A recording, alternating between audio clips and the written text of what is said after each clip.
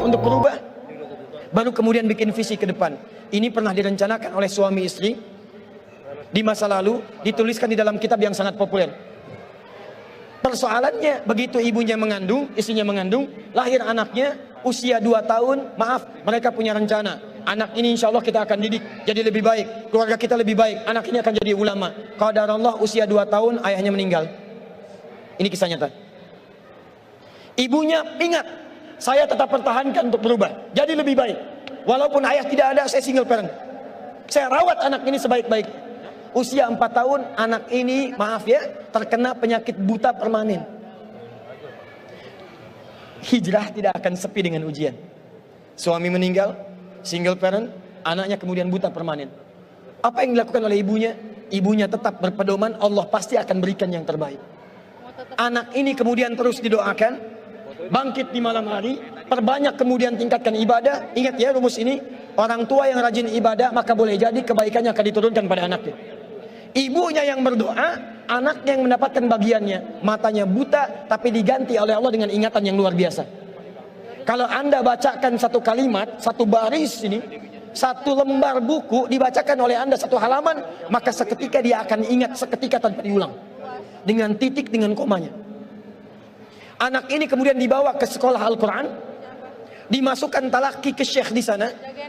Syekh di situ kemudian membacakan pada saat itu surat Qaf, surah ke-50. Qaf dibacakan sampai akhir ayatnya. Anak ini anak yang paling kecil teman-teman, mata buta, nggak bisa ngelihat. Teman-temannya berada di atasnya usianya, ada yang 6 tahun, 7 tahun, dia 4 tahun.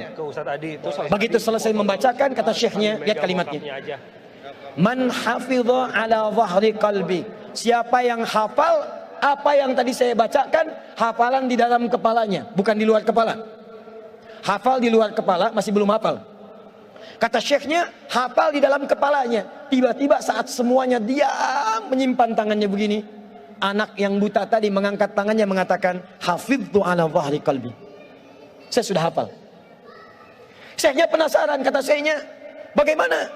Diambil anaknya ke depan, diminta baca, Masya Allah, bacaannya bukan hanya hafal, makhrajnya, sifat hurufnya, tajwidnya, semua mirip dengan syekhnya. Kata syekhnya, minal an tadrusul hadis, dari sejak sekarang ananda mesti belajar hadis, karena Quran itu dijamin kemudahannya, hadis yang tidak ada jaminan.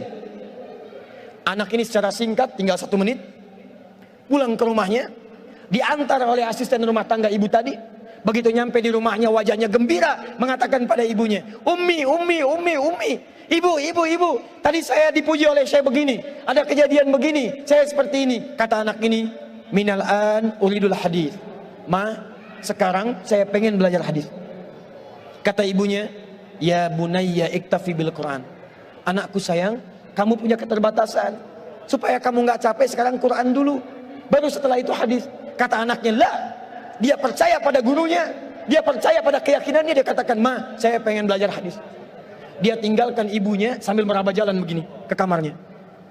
Perhatikan baik-baik, begitu ibunya melihat, ingat kemudian dengan suaminya, ingat tentang rencana mereka, ingat tentang mereka punya rencana masuk surga bersama-sama. Teman-teman, ibunya langsung masuk ke dalam kamar, dia bentangkan sajadahnya di mihrabnya, dia salat 2 rakaat, dia bermohon kepada Allah. Saat sujud itulah dia tumpahkan segala keinginannya. Perhatikan kalimatnya. Rahasianya ada di Quran surah ke-17 ayat 110 sampai dengan 111, paling kanan sebelah atas. Ya Allah yal basir, yalladzi ala kulli syai'in qadir, a'id basirat ibni. Saya mau akhiri. Ketika tumpah air matanya dia katakan, ya Allah yang maha melihat, mohon kembalikan penglihatan anak saya. Yal basir, yalladzi ala kulli syai'in qadir, a'id basirat ibni. Begitu mengatakan kalimat itu, capek ketiduran. Kemudian pada saat itulah anaknya sedang mengulang surat Qaf di kamarnya. Begitu ibunya mengatakan yal basir, anaknya sampai pada ayat ke-22. Laqad kunta fi ghaflatin min hadza fakashafna 'anka ghita'aka wa basaruka al-yawma hadid. Ibunya menyebut yal basir, anaknya sampai di ayat wa basaruka al-yawma hadid.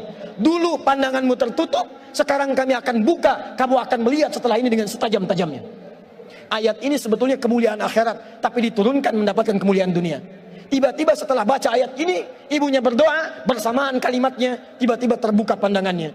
Anak ini bisa melihat kembali. Saking kagetnya dia lompat, dia kejar ibunya. Ummi laqad ra'ait. Ma, saya bisa lihat lagi. Ma, saya bisa lihat lagi. Ibunya kaget kemudian terbangun. Dia peluk anaknya, dia katakan, "Nah, mungkin kamu melihat bukan dengan hatimu.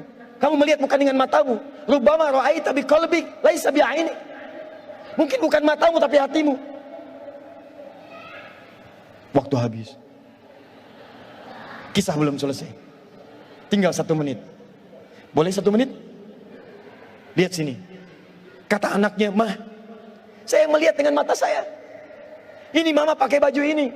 Di sekitar kita ada benda-benda ini." Allahu Akbar. Ibunya kemudian yakin anak itu bisa melihat. Dipeluklah anaknya.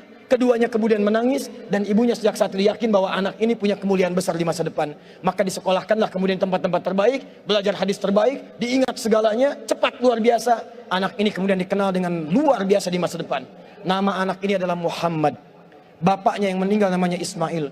Kakeknya namanya Ibrahim. Kakek buyutnya Al-Mughirah. Eyang buyutnya Al-Bardizbah. Tinggal di kecamatan Ju'fah. Di Kabupaten Bukhara. Provinsi Khorasan. Negara Uzbekistan sekarang. Kelak di kemudian hari. Dia dikenal dengan nama daerahnya Bukhara. Dengan Al-Bukhari. Itulah kisah Imam Al-Bukhari.